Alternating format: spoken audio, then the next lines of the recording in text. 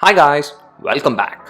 There are many scooters in the market, and one of the most famous among scooters is the Activa. So today, let's check the smallest and the cheapest of the Activa lineup, the Activa I.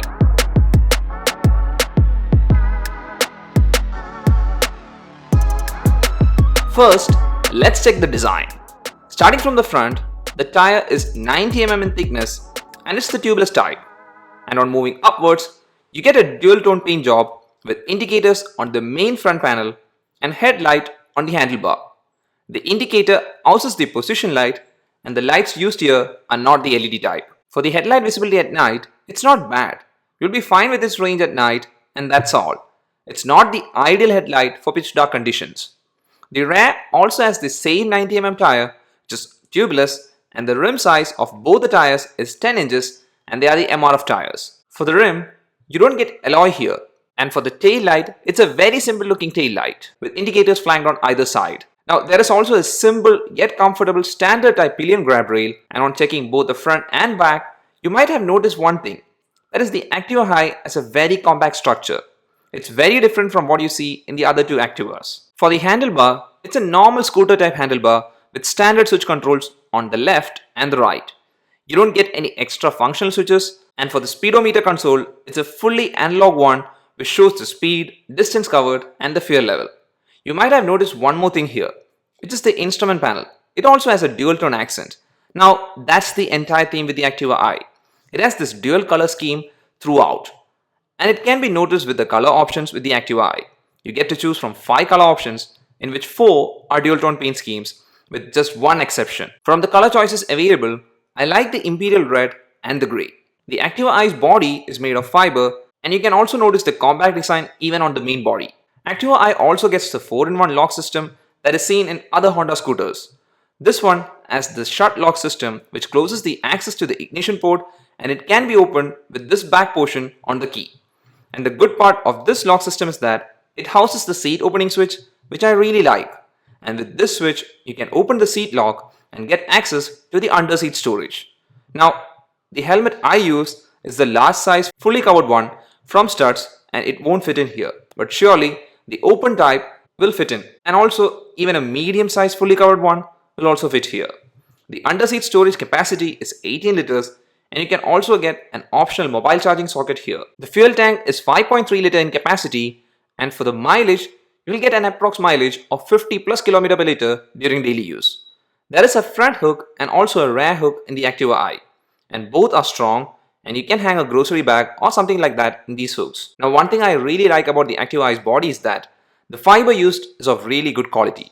It can be seen on the inside plastics too, and even the paint used here is also of good quality. One more minor detail with the design here is that you even get the body colored mirrors. And finally, for the exhaust, you get a standard looking exhaust with metal protectors, and there is a single exhaust port here. So overall for the design, there isn't anything special here. You get a vibrant dual tone paint scheme and graphics on a compact design body. Now that we have checked the design, let's check the technical specifications and the ride quality and comfort. For the engine specification, it is powered by Honda's 109.19cc fan-cooled 4-stroke single-cylinder engine, which produces a maximum net power of 8 bhp at 7000 rpm and maximum net torque of 8.94 Newton meter at 5500 rpm. And for the engine performance, this is Honda's 110cc engine, and it performs like that.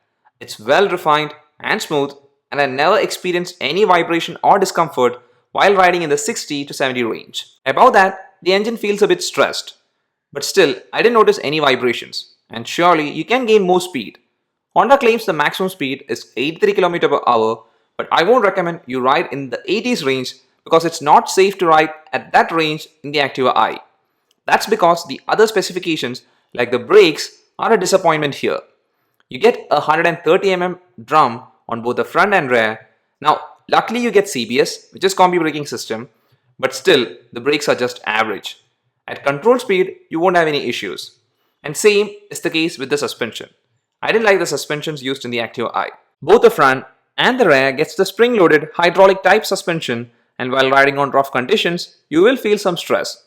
Now, one thing I noticed here is that since the curb weight is just 103 kilograms, the Activa I feels a bit more agile in terms of acceleration compared to the Activa 5G. For me, the seating was not that comfortable. There is adequate cushioning on the seats for both the rider and the pillion, but they are not that wide, and that's something I didn't like.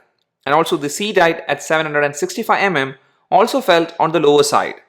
Now, the legroom for the Activa I was sufficient for me, but overall, I didn't like the seating comfort. That was what I was expecting after seeing the Activa I. It's a compact scooter and certainly not designed for a person with my physique. So to conclude, who is the Activa I for? Or is it worth buying? The pricing, I feel, is slightly on the higher side considering the Activa 5G's price starts at approximately 57,700 ex showroom, and that makes the Activa I a tough sell.